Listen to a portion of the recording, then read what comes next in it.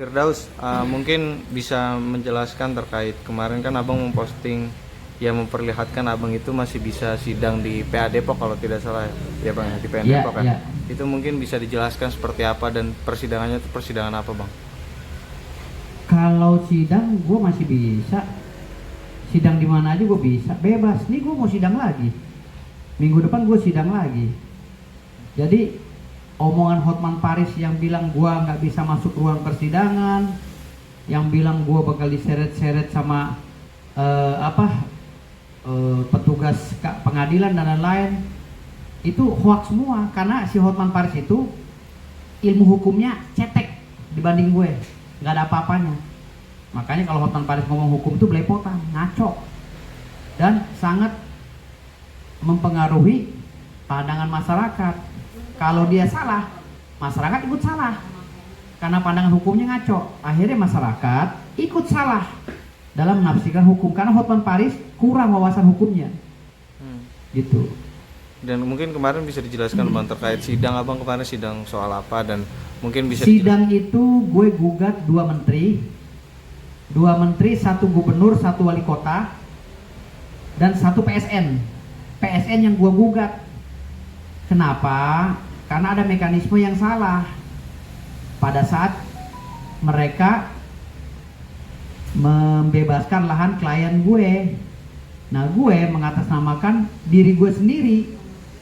Kenapa? Karena gugatan itu gugatan perbuatan melawan hukum, yang gue anggap ini mereka berkegiatan atas nama sendiri, cacat hukum, ya, cacat administrasi. Makanya gue gugat di pengadilan negeri. Kalau dia mengatasnamakan pemerintah, pasti gue gugatnya di PT UN. Karena gue anggap ini liar, pembongkarannya liar mengatasnamakan PSN, makanya gue gugat tuh dua menteri. Menteri Pertanahan saat itu dipimpin oleh AHY, ya, Agus Harimurti Yudhoyono. Yang kedua Yakut Kaumal apa? Yakut lah, pokoknya Yakut, Menteri Agama. Tuh gue gugat beberapa bulan lalu, cuman gugatannya masih berjalan sampai sekarang.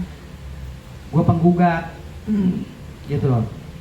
Oke. Waktu itu tim pengacara gue yang di kantor yang sidang, bukan gue. Karena udah mendekati pembuktian, gue sendiri yang turun sebagai prinsipal, gitu loh. Karena biasanya di kantor gue itu kalau gugat orang, gue suruh dulu pengacara, nanti mendekati pembuktian baru gue turun langsung sendiri gitu. Berarti kalau yang dilihat dari postingannya Hotman Paris yang bilang bahwasanya abang sebagai penggugat bukan pengacara itu benar adanya bang ya? Ya mungkin kalau dia udah belajar bertanya-tanya sama profesor, benar.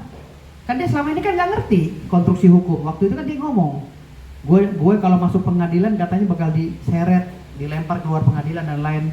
Itu kan omongan orang-orang yang nggak ngerti hukum. Makanya gue bilang Hotman kebanyakan piknik, akhirnya sakit kan gitu. Kalau gue kan banyak belajar. Nyatanya kemarin masih bisa ya bang ya di persidangan? Masih bisa. Beberapa kali gue masuk ke pengadilan nggak masalah. Gugatan gue di mana-mana karena memang dari dulu gue hobinya gugat. Gitu loh. Dari dulu gue tuh orangnya udah malas debat. Rese dikit, gue somasi, gugat, masih gugat. Tapi kalau pidana gue jarang. Kalau pidana itu gue nggak tegaan orangnya. Kalau pidana kan pasti menjarain orang, gue nggak tega. Dia punya anak istri.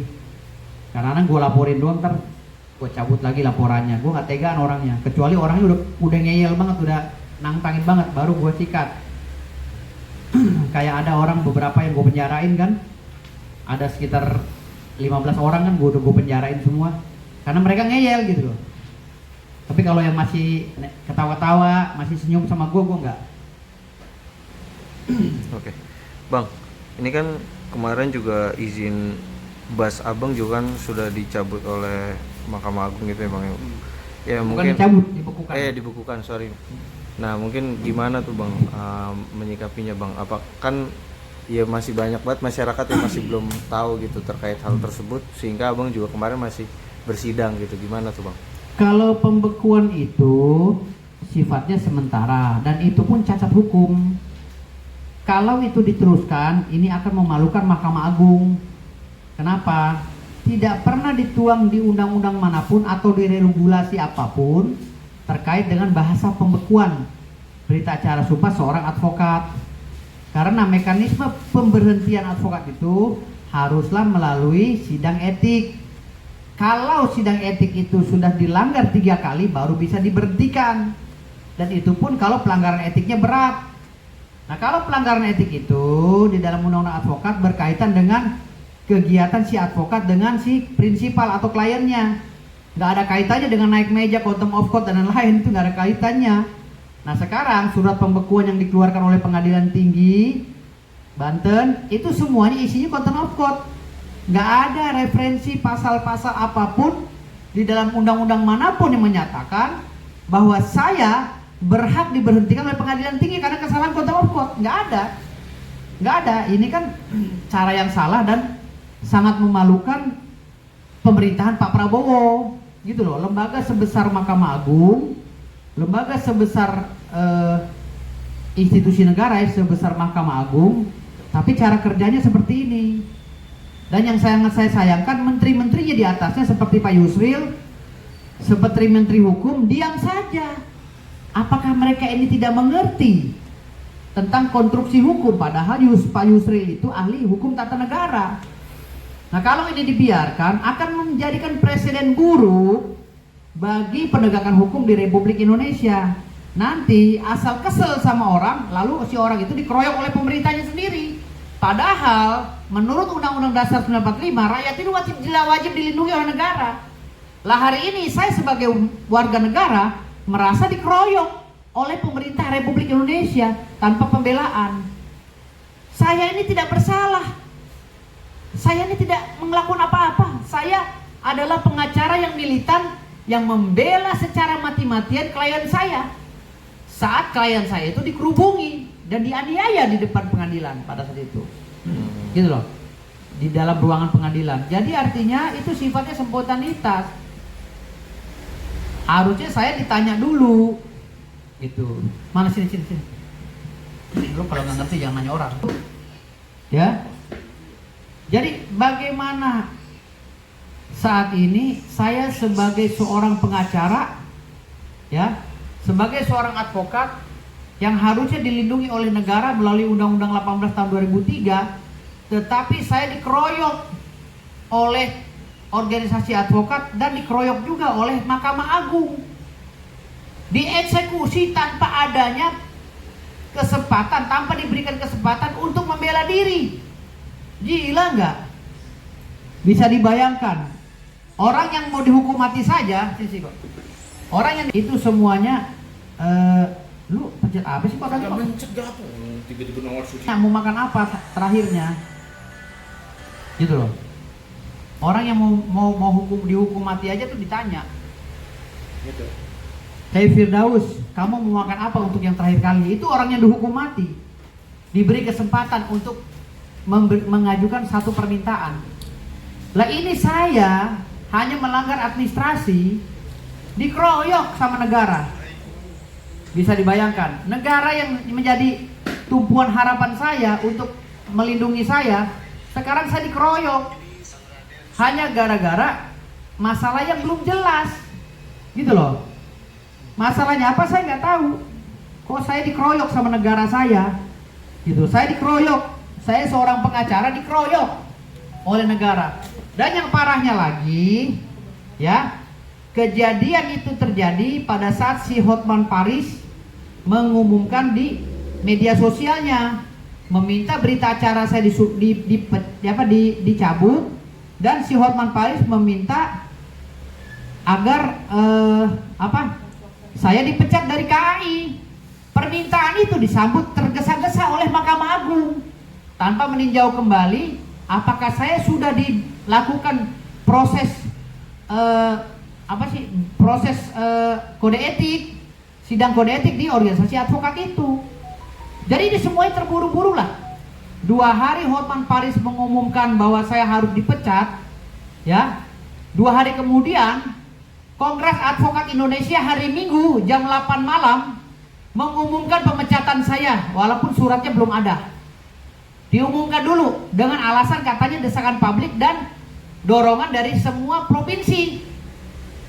Ini apa? Seluruh provinsi meminta saya. Saya belum dipanggil untuk melaksanakan kode etik, sidang etik. Tapi ditekan oleh seluruh provinsi, saya harus dipecat katanya.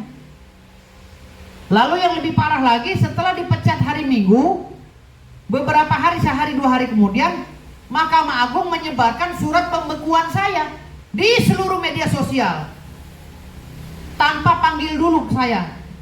Ya, Mahkamah Agung melalui Pengadilan Tinggi disebarkan surat pembekuan saya seluruh Indonesia tanpa mengklarifikasi ke saya dulu, tabayun ke saya dulu, ya. Lalu surat itu diedarkan di media sosial, dan sampai hari ini surat dari Kongres Advokat Indonesia ataupun Mahkamah Agung ataupun Pengadilan Tinggi belum pernah sampai di kantor saya. Tetapi saya sudah dilarang untuk sidang kemana-mana. Yang kelima, saya sudah mengajukan surat keberatan dan saya menjelaskan bahwa ini kesalahan prosedur. Jangan diteruskan, saya bilang kepada Mahkamah Agung. Saya sudah minta maaf kepada Mahkamah Agung. Jangan diteruskan hal yang begini, karena akan menghancurkan sistem hukum di Indonesia. Tapi sampai saat sekarang saya belum dibalas oleh Mahkamah Agung. Padahal surat keberatan saya sesuai dengan administrasi hukum negara itu bisa menjadikan surat saya itu statusnya quo. Gitu loh. Artinya pembekuan itu dianggap oleh hukum itu cacat hukum. Maka saya masih bisa bersidang. Kan saya sudah mengajukan keberatan. Nah, proses administrasi hukum ini juga tidak dihiraukan oleh Mahkamah Agung. Karena apa? Mungkin ada pesanan. Gitu loh. Mungkin di sini ada pesanan. Pesanan siapa? Bisa jadi dari Hotman Paris, bisa jadi dari orang-orang yang nggak senang dengan saya. Kok ada istilah pembekuan, sementara di dalam Undang-Undang 18 tahun 2003 tentang advokat tidak ada satupun nomenklatur pembekuan di dalam pasal-pasal dalam Undang-Undang 18 tahun 2003. Saya sedih punya negara yang saya banggakan, punya negara yang saya bela mati-matian sampai saat ini mendiskreditkan saya, menekan saya. Memangnya apa salah saya? Saya ini pengacara yang dilatih dan disumpah oleh negara. Negara menyuruh saya agar tidak mengkhianati klien saya. Di dalam pendidikan advokat PKPA, saya disarankan oleh negara agar solid dengan klien saya, agar terus mempertahankan, memperjuangkan hak-hak hukum daripada klien saya. Nah, pasalnya pasal remeh-temeh yang sedang saya bela. Pasal 27 ayat 4 tentang pencemaran nama baik yang harusnya diperiksa hanya di Polres saja juga bisa. Tapi ini di Mabes Polri. Saya membela klien saya, Saudara Rasman Arif Nasution. Nah, ini berimplikasi kepada saya. Padahal pengacaranya Rasman itu ada 30 lebih pengacara yang saat itu juga membela Rasman. Tapi malah kenapa saya yang ditekan? Gitu loh. Apakah pengacara ini gak boleh menyuarakan hak-hak hukumnya klien kita? Buat apa ada adagium officium nobile? Gitu loh. Jadi ini udah gak, saya sih gini ya, saya kasihan sama Pak Prabowo ya, karena saya ini dari 2009 menginginkan Pak Prabowo jadi presiden. Ya. Dari 2009 loh, saya mengharapkan Pak Prabowo jadi presiden.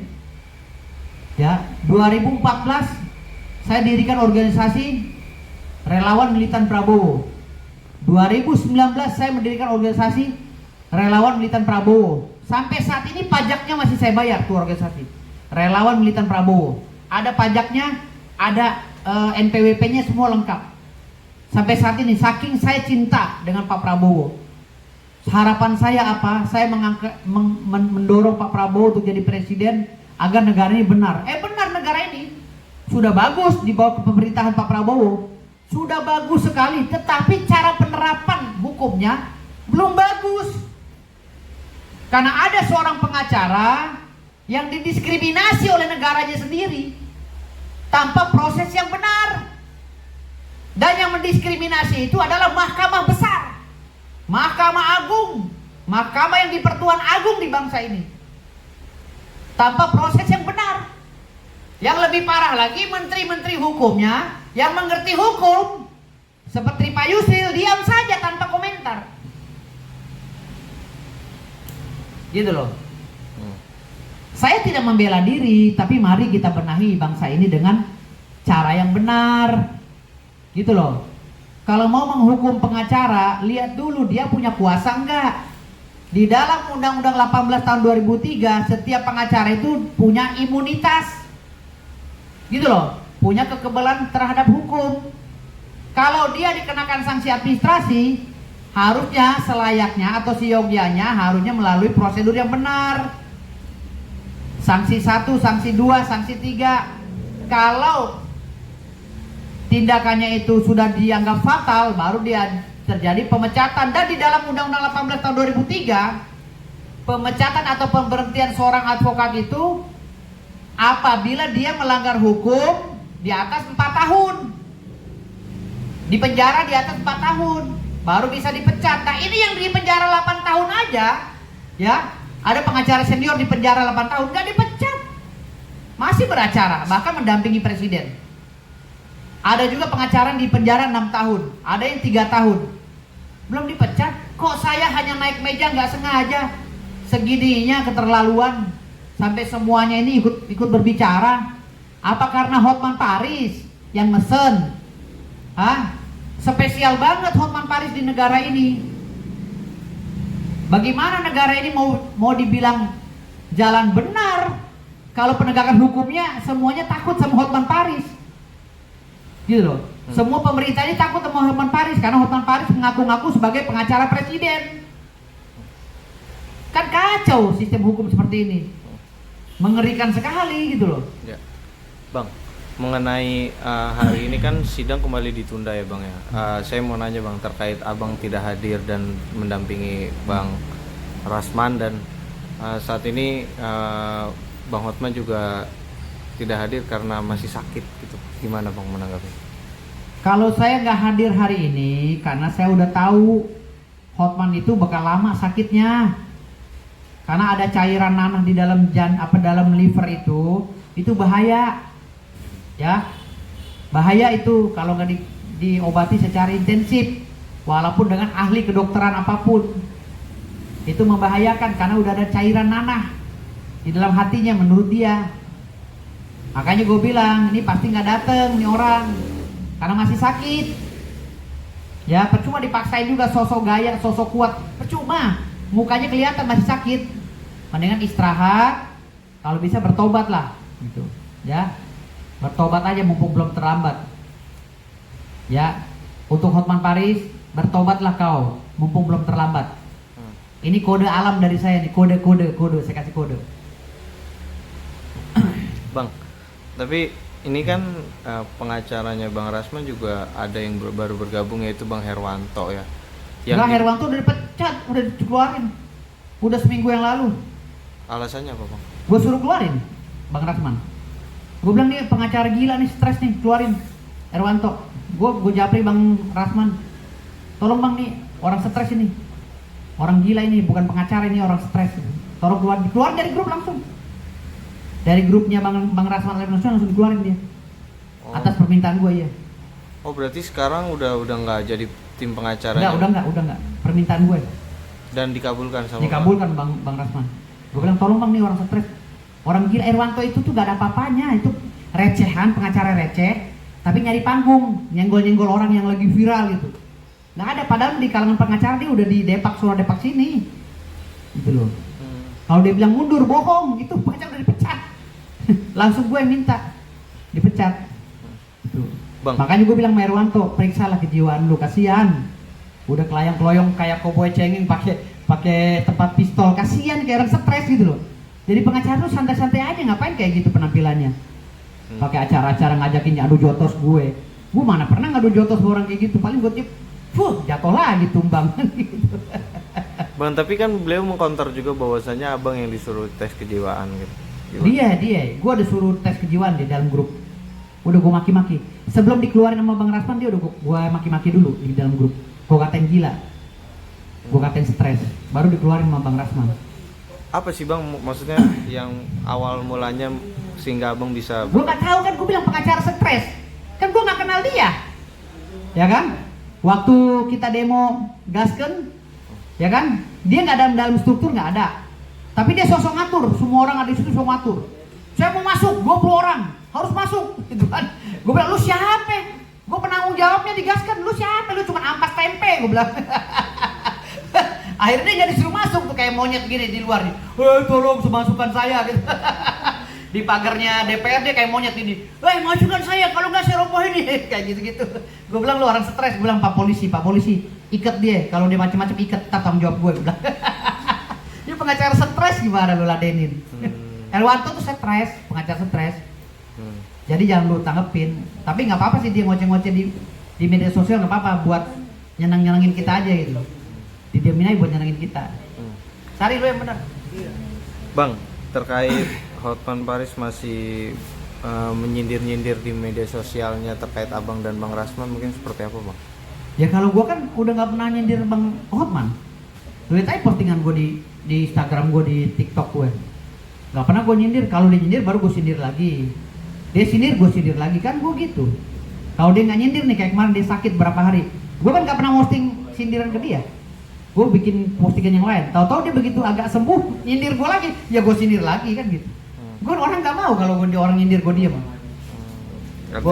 Kalau gue kan lu jual gue borong kan gitu, bukan gue beli lagi gue borong gitu. Bang, kemarin sempat viral juga tuh soal foto-foto abang di belakang mobil-mobil mewah, tapi abang bilang bahwa itu mobil murah tuh, mungkin gimana klarifikasinya bang?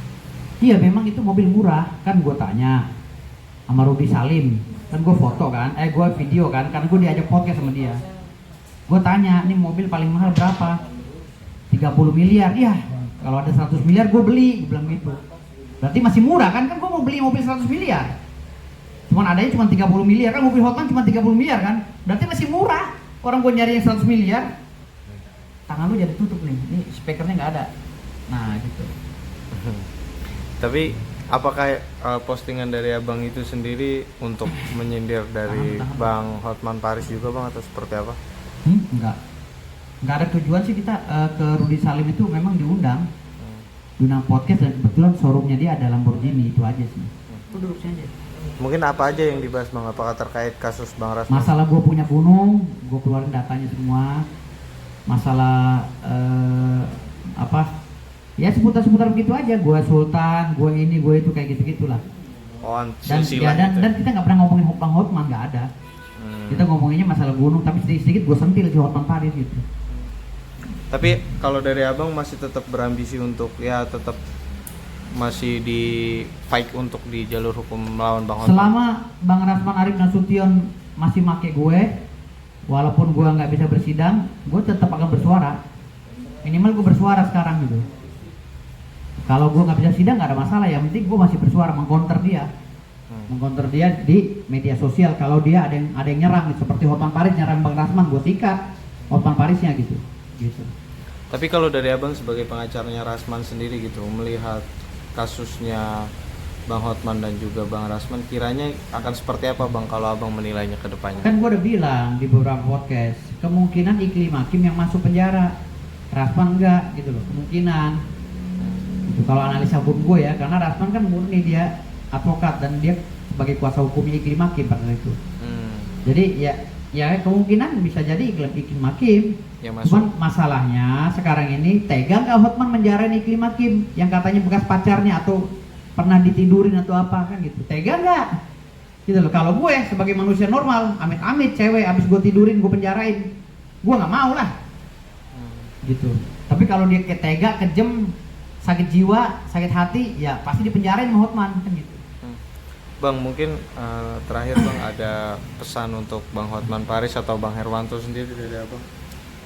Kalau Herwanto kan udah stres, ngapain gue pesan orang stres?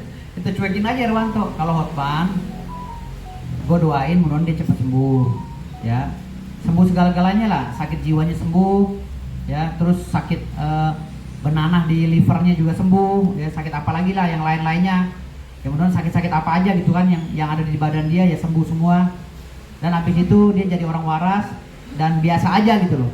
nanggapi gue. Dan jangan senggol-senggol gue karena gue udah gak mau bahas ini. Tapi kalau dia mau nyari panggung terus, dia mau tenar terus, ya udah senggol gue nggak apa-apa karena gue biangnya tenar. Kalau orang nyenggol gue pasti tenar, gitu aja. Tapi kalau dia udah nggak butuh ketenaran, ya dia nggak usah senggol gue. Tapi kalau dia masih butuh ketenaran, si Hotman Paris senggol gue pasti tenar. Iya, gitu. Oke. Oke.